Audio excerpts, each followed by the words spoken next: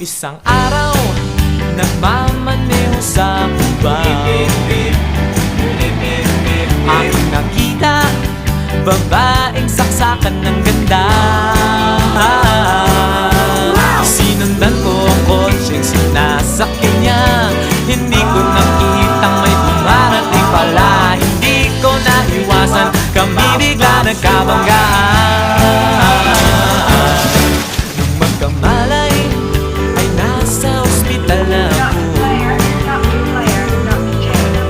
Nasikaso ng doktor na pili ng nanay ko. Biglang-bigla na lang ang nurse nandyan na, at para kong nakitang anghel sa ganda. Kahit nagdidiliyo, itong nasabi ko sa kanya. Ale, nasa